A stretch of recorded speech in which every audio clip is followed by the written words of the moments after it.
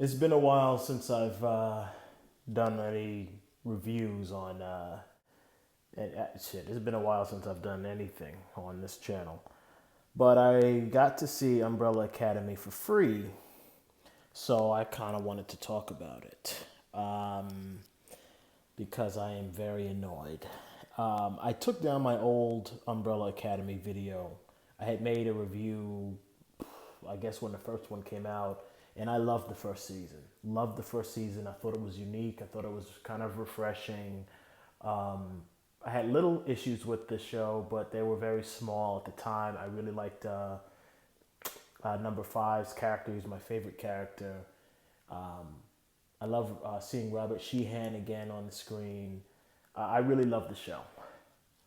So this came out, and I don't like to use Netflix anymore, so I was able to see it for free. But I said, well, I'll check it out. It's free, and I really enjoyed the first season so much. Let me check out season two.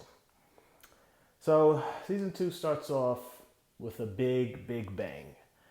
They all, I guess, they go travel through time, backwards through time, too far back, and they're separated for some unknown reason that's never really explained. But they're separated, even though they were holding hands. I don't know, but they were separated, and then it shows them all together.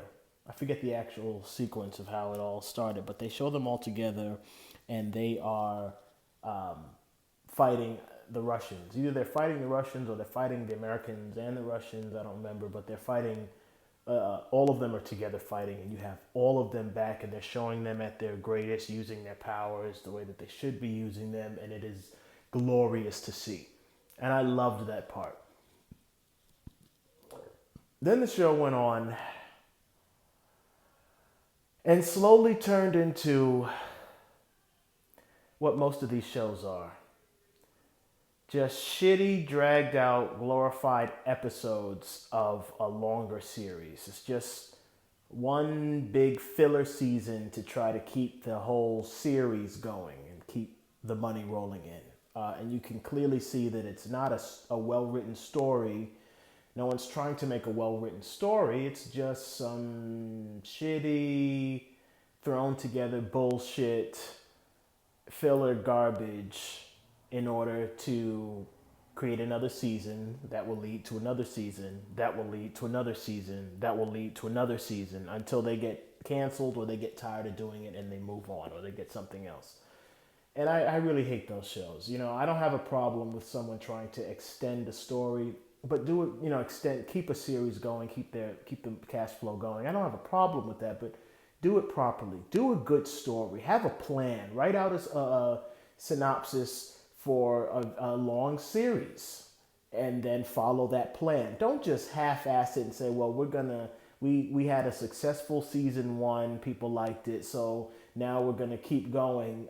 Hey, Billy, Jimmy, and Jenny, write up a bullshit script for this season, and hopefully we get renewed again. And then if they get renewed, hey, Tucker, Rebecca, and Susan, why don't you write up a season, write some schlock for this season that can hopefully get us renewed. And then when they get renewed again, and it's just a cycle over and over again of them just hiring some cocksuck douchebag to write us some bullshit story for them so that they can get another season and then get another season and just keep it going. And that's exactly what this season was like.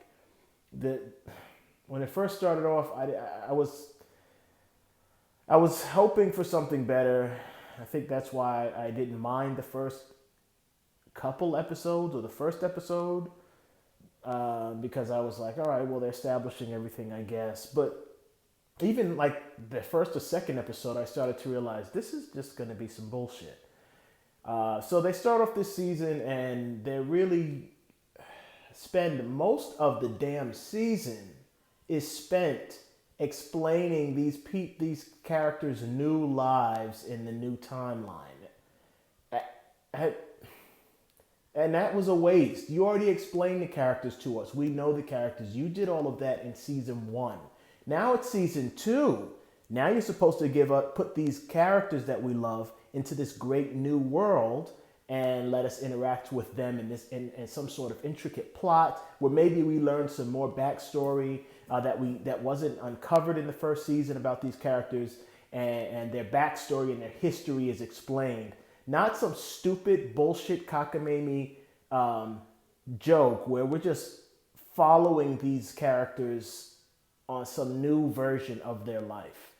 So that was annoying to me because it was really just, I could tell anyway that this was just all filler. They were just trying to fill time and just create episodes just to cram into the season to make it into a full, was it 10 episodes? Maybe 10 episode season.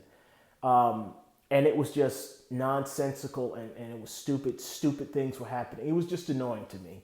I didn't like the way certain characters were utilized. Number one became he became like just a doofus and a joke by the end of the season. Diego, I didn't like how any of them were utilized really. Number 5 was, I guess, once again, the standout character. I don't really know what I want to say about this because I don't have good stuff to say because it was just laziness on their part. So if people are being lazy and they're getting paid exorbitant amounts of money to be lazy, I don't really know what to say. Stupid shit was starting to happen. There were things that these people have powers and abilities that are not, and even if you're not basing it on the comic book, if you're basing it on the show, these characters, in the first episode, they show all of them together fighting against the army, and they show all of them utilizing all of their abilities uniquely, and it was really great to see, and that was such a great scene because I thought it was setting up the rest of the damn fucking season so that I could see these characters doing the stuff that they should be doing with their powers. But that wasn't the case. So we find out that Klaus can actually create, I think, a body for Ben, like a bluish body for Ben, but he didn't do that. So none of them were able to really interact with Ben. It pissed me off. That pissed me off in the first season. I was like, well, great. They have an Asian character in this show. Perfect. But then the Asian character is just this background character that can't even interact with the other fucking characters. And it was the same thing in this. If you're going to change the story, then why don't you make good changes and not stupid fucking changes? So they still can't fucking see or interact with Ben. That was annoying the shit out of me. Klaus is able to like use ghosts to fight for him. So I guess he has the power to make ghosts tangible, I guess, because that's what they show. I'm getting this from the show. He had all these ghosts at his beck and call, and they were attacking soldiers, and the soldiers could see the ghosts. So if he has these abilities, why was he getting into certain situations that he was getting into that he couldn't get himself out of? I didn't understand that. It just didn't make any sense. And why did he not let them see Ben at all? That didn't make any sense to me at all. It was stupid. Then you had just stupid shit happening. So one of the things that was stupid to me is the black girl, not Vanya, I don't even remember. Allison, I think was her name, the black girl. She can, I'm going for change. So the black girl is married to a black guy in here, and the black guy they show really, really loves her. He really loves her. And towards the end of the season, she tells him, well, I have to leave. I have to go back into the future. And this is a future. This guy is a civil rights leader. He's a civil rights leader who fights for equality for black people. And she tells him that in the future, there is a black president. So things have gotten better for black people. That should be great news to him, something he should want to see.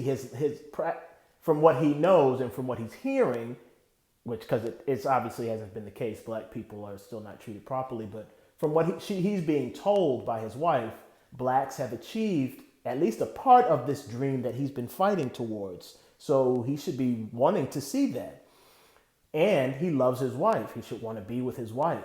But his wife comes to him and tells him, I have to go. She explains to him who she is. She demonstrates that she has these abilities. and that everything she's saying is true. And then she says, but I have to leave now and go back to this future time that I came from, where most of your dream has been realized and where I will be. Come with me. And he's like, no. What? What man would say no to that? I can go to the future where it's better for black people. It would be better for someone like me. And I get to be with you. And I get to see my dream being realized.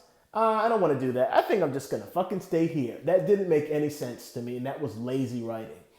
Lazy fucking writing. The same thing happened with the white girl, Ellen Page's character, Vanya. She has like this homosexual girl that she loves. And the homosexual girl, the homosexual girl has murdered her, or has destroyed her family, her own family, set a series of events in motion that culminated in the death of her husband. Her husband, who is the brother of the local sheriff, who we find out is pretty corrupt. And so she should probably want to get out of that area because, there's a lot of shit going on. And Vanya comes to her, the white girl, and says, she kind of proves to her that the stuff I'm saying is credible and accurate. You've seen with your own eyes. I'm going to the future. Come with me. Which means that not only do you get to escape any trouble that you may fall into because of the death of your husband, who is this brother of the local sheriff, who has ties to the FBI, but you also get to live in a homosexual paradise with me, and we can be homosexual together and raise your retarded son together as a homosexual family, which would be ideal for her because she's a secret homosexual and she hates her husband and she hates the time that she lives in because she has to hide the fact that she's homosexual. And she's literally just been involved in an accident that caused the death of her husband, which would make it look like she murdered her husband. Despite all of that, she's like, no, I'm not going to go with you. Shit does not make any sense. It's lazy writing.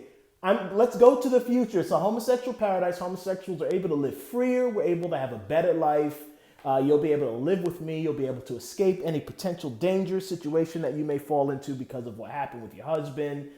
Everything about you coming with me would be positive. Everything about you staying here would be negative.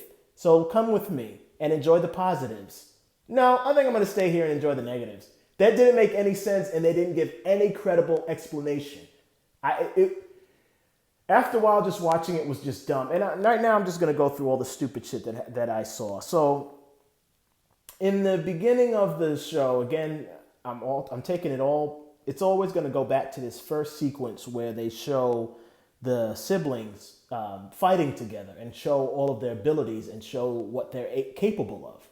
So they show that, number one, the big monkey white guy is capable of taking a round from a tank into his back and not being affected at all. It doesn't even stagger him. It doesn't even burn him. He gets a tank, a shell from a tank fired into his back, and he doesn't even stagger. Nothing happens to him. But when he's fighting guys, regular men in the ring, they're able to punch him up off the ground and knock him unconscious with their fists. I mean, it just angers me that people that are getting paid so much money are such lazy, cock-gobbling fuck sluts, and they can't write anything. It just angers me that people are lazy and they can't write something that makes fucking sense. So this guy is able to take a tank shell to the back and not be harmed. But if a man punches him hard enough, well, lights out, buddy. Does that make any fucking sense? At the end of the season, there is a scene where the head of the time-traveling cop people comes, and the Adjustment Bureau people, where the Adjustment Bureau leader shoots all of the siblings and kills all of them with a gun. But we just established that this monkey guy tanks can shoot him and he will not get harmed. You can't even stagger him. He won't even stumble forward. He won't even move.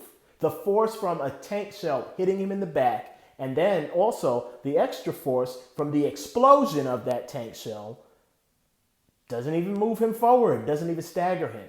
But men can knock him out and bullets can pierce his skin and knock him down and kill him. This makes no sense to me. It makes no fucking sense.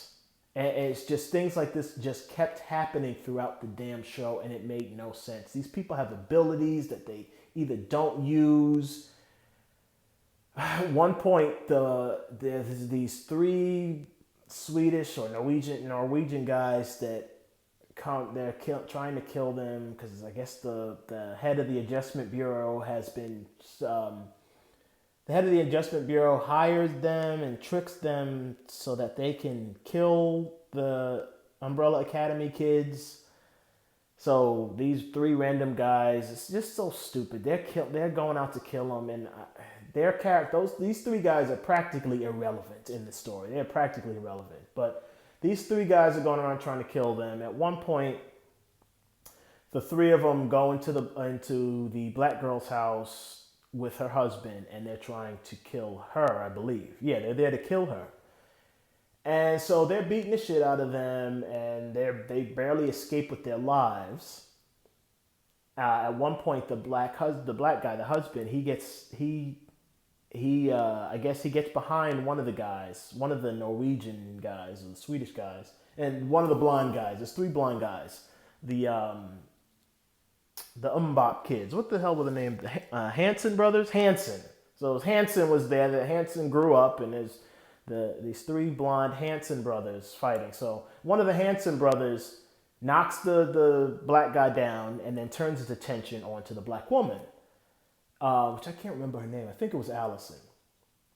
Turns his attention to the black woman, and he's going to, I guess he's watching, I don't know what he's doing, but his back is to the black guy. So the black guy picks up a fucking corkscrew thing, like a wine removal corkscrew, blade. He picks up a edged weapon. Well, it's not edged, but a weapon that he can stab him with. And instead of trying to get rid of this guy and maybe stab him in the fucking neck or in the back, he stabs him in the front of the leg. He's got an open shot to stop this guy from trying to murder him and his wife, and he stabs him in the front of the leg. And that wasn't even the dumbest part of the scene. So he stabs him in the front of the leg, and I'm sitting there like, why would you stab him in the front of the leg and just not only get his attention again, but then just annoy him so that he can beat the shit out of you again. So he stabs him in the front of the leg, and so he starts beating up the husband again. And so the black girl uses her power, which is a very powerful ability, which she can tell people to do whatever she wants them to do. She tells the guy to go kill your brother. So one of the Hansen brothers is being forced to kill the other Hansen brother, and so he goes to kill him. And I'm sitting there saying to myself, well, you told the Hansen brother to kill his brother, but what happens when he's done killing his brother? He's going to turn back to you. Why don't you tell him that you heard a rumor that he killed his brother and then he killed himself? End of the fight. But she doesn't do that. She says, I just heard a rumor you killed your brother. So he goes in to kill his brother, and while he's killing his brother, he's choking him to death. The woman and her husband stand there and watch. So the 2 remaining members of Hansen come into their house and try to kill them. They're very tough. They're formidable. They're hard to beat. And instead of trying to take these people out, these fucking idiots are sitting there watching them fight each other. They're not even trying to run. They're just standing there waiting for him to kill his brother so that he can turn around and kill them. And it's just little things like that after a while, I see too much stupid shit, and then I get turned off to the show, and I just become uninvested. I only finished watching it because I was just curious to see where this was going, and I had nothing better to do. And I guess because I loved the first season so much, I was like, well, let's see, maybe they'll explain some things that weren't explained in the first season. The father of the kids, the guy that buys all the kids or adopts all the kids, they reveal, I guess, that he's an alien, but it's like a hint. It's kind of like, hey, dumb fuck, just wait till the next year, and when we come out with another season, and then help us get rich by watching it on Netflix. So but after too many stupid things happen, I just become jaded and I stop caring about the show. So another thing that bothered me was these anti-heterosexual messages that these homosexuals are putting in these shows. So in the show, the homosexual girl, Vanya, the white girl, she gets hit by a car, and in the car is some woman with a retarded son. And the woman, I guess, because they don't really show it or explain how it happens, it just happened in the next scene. So then she hits her with a car, and she gets out. She's like, oh my God. And then in the next scene, the white girl's living with this woman and her retarded son. And I think they explain, either they explain it or you just have to fucking figure it out, that she is now helping this woman take care of her retarded son. Even though the woman doesn't have a fucking job. I don't know why she needs that much help, but she doesn't have a fucking job. Her husband, the woman's husband, works, so I don't know why she needed the help, but whatever. So she's there helping her with her retarded son. And the two women eventually, you can tell. And since it's Ellen Page, since it's on Netflix, it's going to happen. It's Ellen Page, and it's a Netflix show, so there's going to be some homosexuality going on. So it's going to happen, and eventually they start to have feelings for each other, and they fuck each other. The thing that bothered me, obviously that didn't bother me, I don't care about that, but what bothered me was the show lets us know that this woman with the retarded son, her husband, I guess, is not the ideal husband. He's not great looking. He's kind of frail. What else? I don't know. He's not great looking. He's kind of frail. He's not cool. I don't know, but the show lets you know that she's just not happy with him. It's not that he didn't do anything, that he's not a good husband. It's not that he's not a good provider. It's not that he's just not there for her. He's just a man. He has a penis, so he's a bad person, I guess. I guess that's what the show's trying to tell us, because they don't... I would be annoyed even if they made the husband out to be a bad guy, and that's why she, wanted to separate from him. But they don't even do that. They're like, fuck it. No, he's just has a penis, so that makes him bad. So eventually she falls in love with Vanya, the white girl, and decides that she's going to abandon her husband and the family that they created because of her love for Vanya. And we're supposed to, the way the story is telling it is that, well, that's how it is. Because she found out that she's a homosexual, it's okay for her to destroy her own family just to realize her own sexual cravings. Now, if the roles were reversed, and if there was a man who just became sexually attracted to another woman and decided, well, my wife is not what I want, I'm just tired of her and I realize I don't want that shit anymore, he would be portrayed as the villain and as the bad guy. But it's okay for this homosexual woman because she's just bored and wants to change. Well, it's okay. At the end of the show, the husband even says it. He was like, I'm a good provider. He said, I've never cheated on you.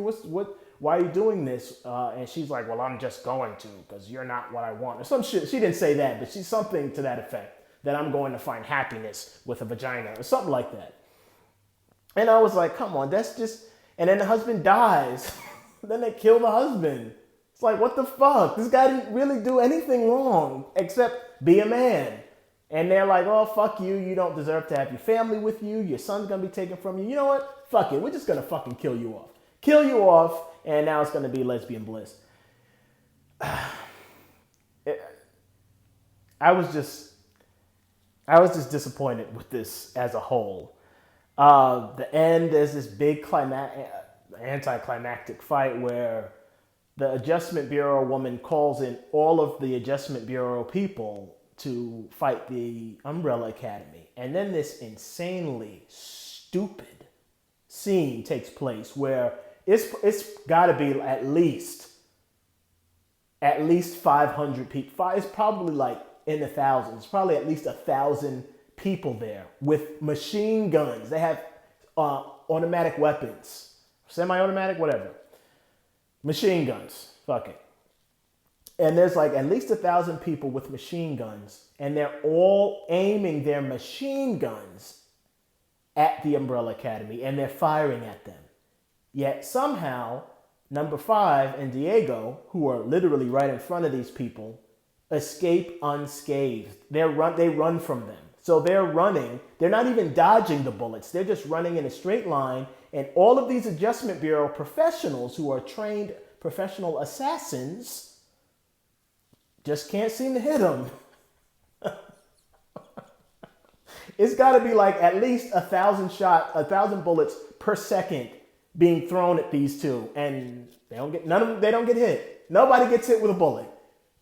Lazy writing at its fucking finest. These guys outrun bullets. And then, so they're outrunning the bullets, and number 5 grabs Diego and he teleports him like a short distance ahead. He teleports him a short distance ahead, and then they hide behind a tractor. So they're hiding behind this tractor, and number 5 is trying to teleport again, but he can't because he's like, oh, I ran out of fuel. I'm tired. So that makes sense. He has a limit, I guess, and he can reach his limit, and he was tired. He couldn't move anymore. He couldn't use his ability anymore. That's fine. But then, like, 3 minutes later, this guy's in a teleportation fight where he's teleporting back and forth. I really don't understand. I'm telling you, these people in these production studios and these production companies, they must be sucking some good cock because they get fucking jobs that they should not be getting. These people are dumb as dog dick, and they still get jobs. Who is writing these stories? Who could possibly be writing this trash? This kid says, I'm tired. I can't teleport anymore. Second later, teleporting all over the place. So number 5 is then in the house with number 1, the monkey guy, who we established earlier can take a tank shell to the back and not be scathed. And a fireplace, just all these bricks or a wall or something like that is knocked over somehow. I don't even know how that shit happened. But a wall of bricks is knocked over. And the wall of bricks is going to fall on them and crush them. Urgh. So the wall of bricks is falling over, and number 1 is standing there with number 5. Number 5 is a little kid. His ability is to teleport. Number 1 is a big monkey ape guy who has super strength. His ability is super strength, and I guess he's impervious to damage because that's what they showed us in the beginning, right? But instead of either teleporting himself out of the way and letting the bricks fall on number 1, his big brother, who can take the damage, or not his big brother because they were all born on the same day, letting all the bricks fall on his brother, the brother who we know has the ability to take all of this damage and survive, or instead of maybe teleporting them both out the way he just did earlier with fucking Diego, number 5 pushes number 1 out of the way of the falling bricks, and he lets the bricks fall on him. Why? Why would a character do that? And this isn't like a dumb, stupid kid. This guy is almost 60 years old. He's a 50-something-year-old trained assassin who's world-traveled and experienced. He knows what he's doing. Why would anyone with a brain say, hey, that's like your ability, you're Batman, and you're standing alongside, I don't know, fucking Grundy, and a tree is falling down, and it's going to crush both of you, and you can only do one thing. You can either jump out of the way, or you can push Grundy out of the way. What would you do if you were Batman? Would you push Grundy out of the way and get crushed? Or would you move the fuck out of the way yourself and let Grundy catch the tree and not be hurt by it? So there's just too much stupid shit going on. Vanya at the end has learned how to, or somehow she gave her powers over to the retard kid, and then has learned instantly how to extract the power from it. It doesn't make any sense. None of this is explained, and it's lazy writing. And the retarded kid, that whole subplot seemed like it was just, I don't even know where that shit was going. This kid, they were paying so much attention. I think they're just trying to appease everyone because they brought in a girl who is Western Asian. So they have an Eastern Asian kid in there who has this bullshit backup role that it's not relevant for most of the series, for most of the season. And I think they're trying to appease Western Asians because they're bringing this Western Asian girl. And then they've been appeasing homosexuals because there was homosexuality stuff in the, Klaus is homosexual. And that was showcased in the first season. But they're doing it now with Ellen Page, so it's being showcased again in this season. And then I think the retard kid was kind of like to appease, viewers who may be on the spectrum, maybe autistic people or something like that. Just, I guess, to give them a character to root for. And that's not a bad thing. I'm not saying that's a negative thing to give them a character to root for. But that's what it seemed. That seems like that's the only reason they did it, because this side thing was kind of irrelevant and kind of fucking stupid. Her and this kid who's got this weird thing going on and you don't know why he's acting that way, and they're kind of hinting that maybe something better will happen for him, but it doesn't. It's just weird, stupid shit happening that didn't make any sense, that wasn't explained, and was just thrown in there to be thrown in there. There was no clear villain or threat at all. The head of the Adjustment Bureau, I guess she was kind of a threat, but she was kind of like a comic relief kind of character for most of it, so wasn't really paying too much attention to her. The Hanson brothers, I didn't know why they were there. That wasn't really explained. So it was kind of like, well, who are these guys and why are they doing this? And so much dumb shit. One point, the Hanson brothers were playing a game and they stabbed each other, and I thought that indicated that they couldn't be hurt, that they could heal themselves by drinking. They were drinking some like mystical looking liquid. It looked like they were drinking a jar of semen or something like that, and I thought maybe that healed them. It was a lot of weird stuff that just wasn't explained, and I felt like this stuff was written in that they forgot to explain, just things they forgot to do.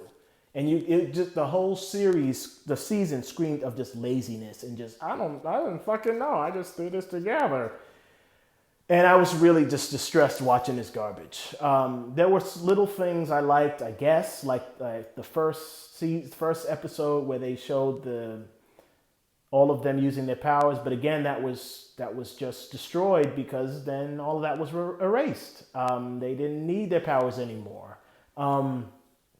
The scene where Diego's fighting his dad, I thought that was cool and unique. And his dad is walking off slowly, and then he calls Pogo and he jumps out and they walk away. That was a cool scene. But other than cool scenes and some nice banter with the siblings, which I enjoyed that because I still enjoyed the actual characters, the story was it was weak and it was lazy, and it just brought the whole show down. So I didn't like this, and I would not recommend it. This was a joke. To me, this was a joke. It was just laziness, and it was just filler. That's really what it was. It was a filler season. They queued up another season at the end. They queue up another season. So it's really just them saying, well, we're just gonna write bullshit so that we can keep getting a check from Netflix. That's how it seems. And I'm not even gonna say that's how it seems. That's what it is. That's what's happening here. There's no other explanation from